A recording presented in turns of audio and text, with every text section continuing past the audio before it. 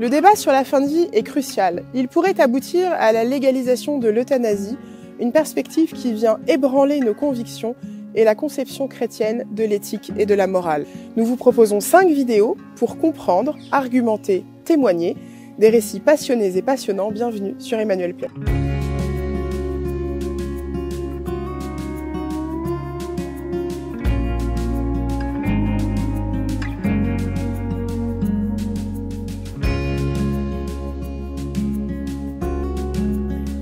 C'est bien parce qu'un certain nombre de personnes en fin de vie endurent de terribles souffrances, des souffrances que nous ne pouvons d'ailleurs pas idéaliser, qu'un questionnement légitime émerge sur le sens de la vie, de la mort et au fond de l'existence. Comment soulager la souffrance? Avons-nous les moyens aujourd'hui de la soulager et de les soulager toutes? Jusqu'où pouvons-nous aller? Ce questionnement éthique est permanent chez les soignants qui doivent concilier d'un côté le non-abandon du patient et de l'autre le refus de l'obstination déraisonnable, inscrit dans la loi française, à la recherche d'une frontière qui n'existe pas toujours clairement. Pour répondre aux questions que pose la souffrance, je suis allée rencontrer Myriam Terlinden. D'abord infirmière en soins palliatifs, elle est aujourd'hui thérapeute familiale.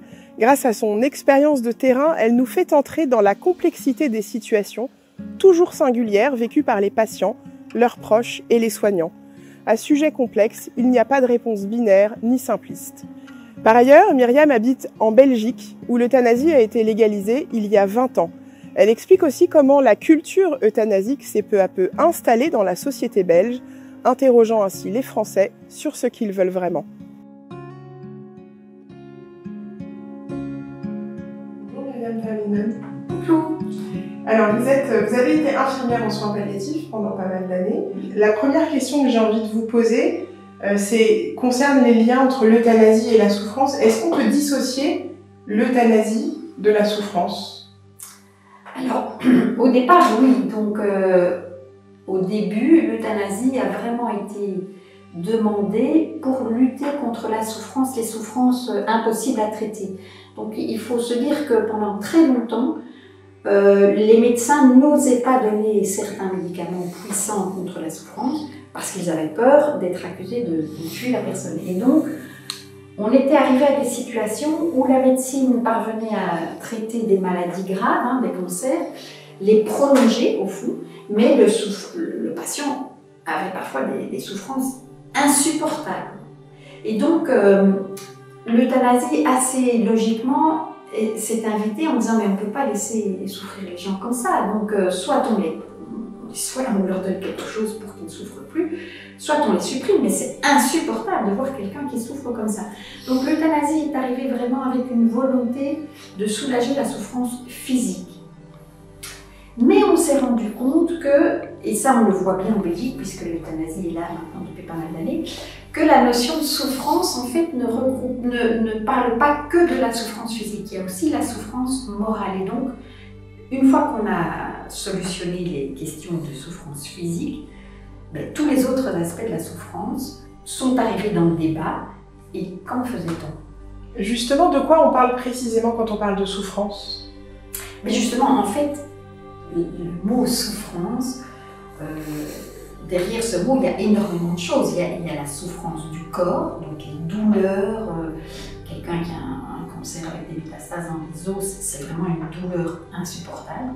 Mais il y a aussi toute la souffrance morale et la souffrance psychologique qui accompagnent évidemment très souvent les situations de souffrance physique. Et puis il y a aussi toutes les souffrances relationnelles. Quelqu'un qui souffre n'est pas isolé dans une ville déserte, il a toute une famille autour de lui. La personne qui souffre voit son entourage qui souffre de le voir souffrir. Et donc, derrière le mot souffrance, il y a énormément de situations particulières. Et c'est un sujet, en fait, un mot très vaste. Est-ce que finalement la question de fond, c'est pas de s'interroger comment on peut combattre la souffrance, quelle que soit la nature de la souffrance dont on parle? Effectivement, donc comment allons-nous soulager la souffrance qui existe depuis la nuit des temps, donc la souffrance fait partie de la vie humaine, de l'expérience humaine, et jusqu'à présent, jusqu'à ce que les sociétés permettent l'euthanasie, en fait, puisque la mort est un interdit quand même qu'on retrouve dans beaucoup de cultures, il fallait être créatif. Et donc, contre les souffrances physiques, on faisait avec les moyens du bord. Et c'est vrai que la médecine a permis de trouver des molécules qui permettaient de lutter contre la souffrance physique. Mais pendant longtemps, quand quelqu'un souffrait, on l'accompagnait du mieux qu'on peut. Mais voilà. Et les souffrances morales, psychologiques, on voit qu'elles sont traitées essentiellement par la qualité relationnelle et de l'entourage, quoi. Et donc, chacun se débrouillait avec les moyens du bord, sachant que il n'y a pas de recette miracle pour lutter contre toutes les souffrances. Et il y avait une espèce d'acceptation qu'on faisait ce qu'on pouvait pour lutter contre, et puis voilà, la souffrance, si elle persistait, quoi. Mais on était créatifs dans la recherche. Et puis tout à coup est arrivée la question, mais finalement, est-ce qu'on ne pourrait pas, pour soulager la souffrance, tuer celui qui souffre? Parce que c'est ça l'euthanasie, c'est supprimer la personne. Je supprime la souffrance en supprimant celui qui souffre.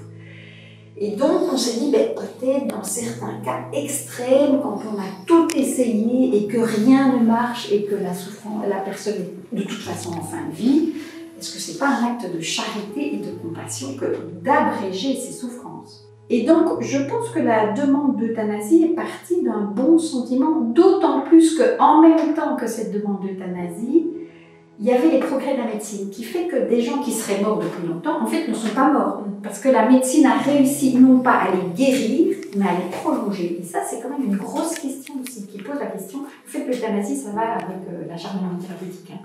C'est que comment est-ce qu'on finit? Est-ce qu'on parvient encore à mourir maintenant? Parce qu'en fait, on nous soigne quasi de tout. Puis finalement, on est prolongé, puis à un moment donné, il n'y a plus que lâche. Mais donc, le débat de l'euthanasie doit se penser aussi en pensant, mais jusqu'où doit aller la médecine pour soigner quelqu'un? Qu'est-ce que vous répondez à cette question? Jusqu'où doit aller la médecine?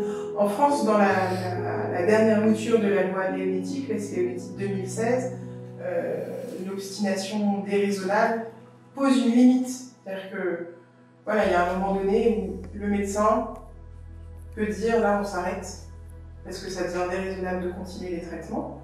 Et on le sait moins, mais le malade aussi peut dire, là, je voudrais qu'on arrête les traitements. Oui, mais c'est très délicat, hein, parce que quand il y a un traitement qui permet de soigner, vous avez par exemple une personne de 99 ans,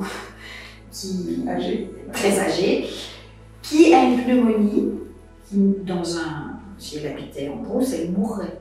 Chez nous, on peut lui donner des antibiotiques et peut-être la soigner. Est-ce que le médecin va se dire « Ah, elle est suffisamment âgée, je ne lui donne pas les antibiotiques ?» Donc il la soigne.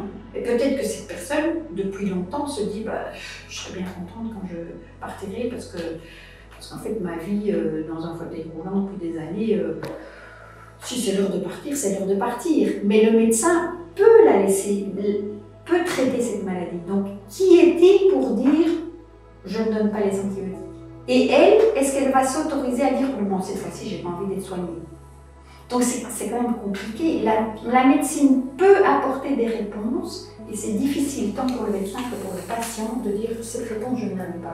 Ce que vous dites, c'est que la frontière finalement entre je combats la souffrance et je vais vers l'euthanasie, je suis dans l'obstination déraisonnable, qui est le nouveau nom de l'acharnement thérapeutique, cette frontière-là en fait elle se voit pas très facilement, elle est très fine et très délicate. Et à mon avis, elle n'existe pas. C'est du cas par cas, en fait. Hein, parce que le médecin qui, par exemple, avoir un très gros problème respiratoire, c'est pas drôle du tout pour la personne qui l'a. Il y a des sensations d'étouffement, on se sent pas bien. Et donc le médecin, en donnant ce qu'il faut pour lutter contre la pneumonie, en fait, soulage aussi la souffrance liée à cette maladie.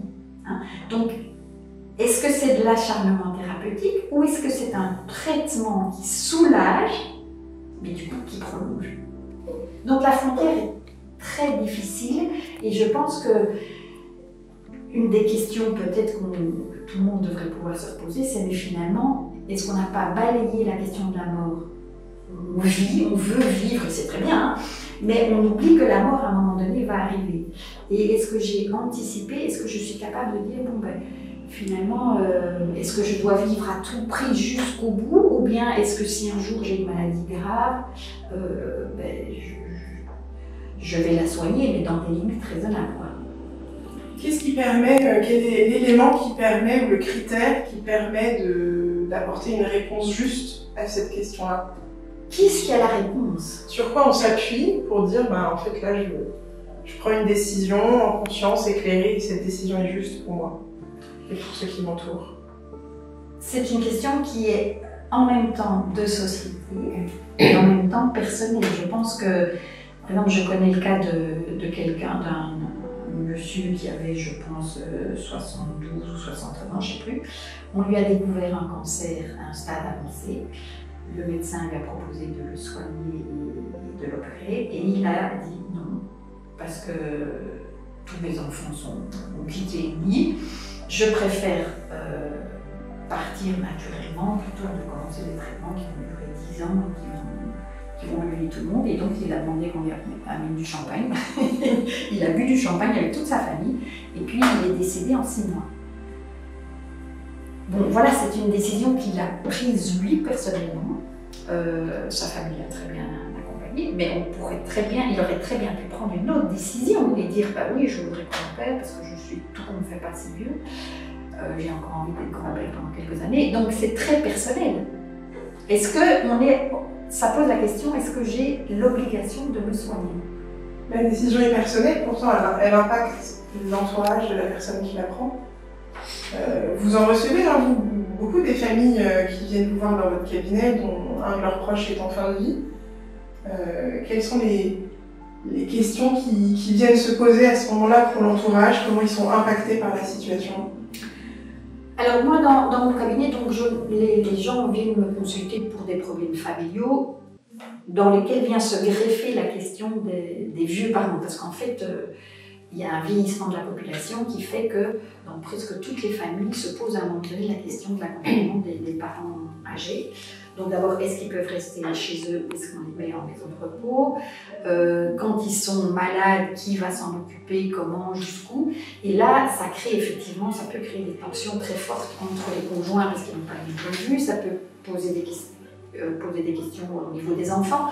Donc la question de l'accompagnement de la personne âgée, souffrante, pas âgée peut-être, mais surtout souffrante et en famille, peut soit rassembler la famille, et on sent que tout le monde fait corps pour accompagner la personne souffrante, mais quand ça dure très longtemps, ça peut créer des gros problèmes. Et ça vient, c'est souvent des situations aussi qui viennent exacerber des tensions qui étaient un peu enfouies en sommeil depuis un certain nombre d'années. Alors oui, parce que finalement, on voit ça, on fait partie d'un système familial, et donc on est évidemment soi comme individu, mais on est aussi dans un tissu relationnel qui est plus ou moins facile, plus ou moins difficile. Alors dans une famille, il y a des familles qui vont bien, il y a des familles où il y a beaucoup de tensions, des jalousies, des concurrences par rapport aux parents. Et donc évidemment, quand quelqu'un tombe malade dans une famille, vont se réveiller tous les problèmes non résolus. Et donc il y en a qui auront envie de prendre le pouvoir, de gérer la situation, d'autres au contraire qui vont dire de toute façon on ne tient jamais compte de moi, et donc qui sortent du problème et qui ne s'en mêlent pas du tout. Et qui, voilà. Il y a tous ceux qui ont des connaissances médicales et qui vont approcher la situation comme des gens qui savent, et ça peut très fort énerver les autres, ou au contraire les rassurer. Donc en fait, chaque situation en fait va dépendre du tissu relationnel dans lequel la personne vit. Mais ce tissu relationnel est aussi inscrit dans une société, donc tout le monde va aussi être influencé par le discours général de la société. Est-ce que le fait que la loi ait été votée en 2002 pour autoriser l'euthanasie, ça n'a pas empêché les soins palliatifs de se développer en Belgique? Non, parce qu'ils étaient déjà là avant. Donc ils ont été introduits il y a pas mal d'années par Sœur Léontine, qui est une religieuse médecin. Et elle a commencé un premier centre de soins palliatifs dans un hôpital de Bruxelles. Et c'est une femme vraiment de conviction qui a réussi à convaincre le corps médical belge que c'était vraiment important. Et donc, à l'époque, l'euthanasie n'était pas encore un sujet politique. Et donc, ça a pu naître dans des conditions qui n'étaient pas en réaction à l'euthanasie. Est-ce que vous pensez qu'en France, parce que c'est un des arguments de ceux qui sont partisans de l'euthanasie, de dire mais ça ne vous empêchera pas de continuer à développer les soins palliatifs. Est-ce que vous pensez que c'est envisageable, raisonnable et que c'est pas une illusion de se dire qu'on va pouvoir aller dans ces deux démarches à la logique complètement opposée en même temps? Je pense qu'en théorie, les deux peuvent aller ensemble, donc on peut en même temps accepter l'euthanasie et en même temps développer les soins palliatifs. Ça, je pense que c'est pas impossible. Mais ce qu'on oublie, je pense, dans cette réflexion, c'est l'argument économique. Parce que les soins palliatifs en milieu hospitalier, ça coûte très cher, hein, parce qu'il faut beaucoup plus de personnel que dans un service classique. Et à domicile aussi, parce que même si les soins sont remboursés par la sécurité sociale, c'est tout de même l'État qui paye, qui assume la sécurité sociale. C'est un coût malgré tout pour la société, mais pour les familles aussi, parce que les équipes volantes, elles viennent 1, 2, 3, 4 fois par jour voir l'état du patient. Ils font donc un service, un suivi qui est magnifique. Mais entre le moment où l'équipe passe et le résultat, il faut bien qu'il y ait quelqu'un. Alors, soit c'est un membre de la famille, mais il est vite épuisé, donc très vite, on doit faire appel à du personnel extérieur. Et le personnel extérieur qui va veiller 24 heures sur 24 sur la personne, ça coûte horriblement cher. Et donc là, la personne malade, si elle est encore suffisamment lucide, ça lui crée un problème, parce qu'elle se rend bien compte qu'elle est en train de vider les finances familiales. Donc la question économique, je pense qu'on n'en parle pas assez, parce qu'on dit on ne va pas parler d'argent alors que nous sommes en train de parler de souffrance et de fin de vie, mais en fait, elle est présente. C'est une question qui est derrière, qui est bien là. C'est le réalisme, voilà. Tout ça, ça a un coût, donc c'est un choix de société. C'est-à-dire que dans une société où l'euthanasie est légale, vouloir continuer à être pris en charge par des soins palliatifs, ça peut devenir culpabilisant pour le patient, parce qu'il sait qu'il coûte cher alors qu'il pourrait coûter moins cher. Exactement. C'est ça ? Exactement. En fait, soyons clairs, je pense que toute personne se pose des questions sur l'état de ses finances. Parce qu'on doit manger, on doit élever ses enfants, on doit payer sa maison.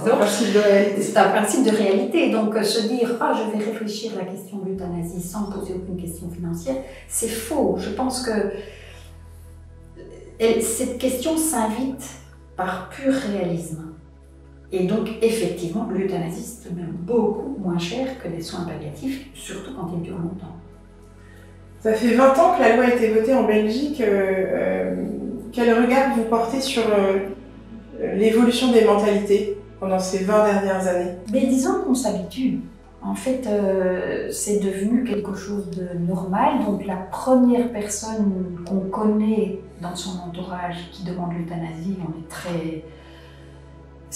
on est choqué en fait, hein, quand ça fait pas partie de l'euthanasie. Au début, ne faisait pas du tout partie de notre vie. Donc, c'est très interpellant, c'est très bouleversant.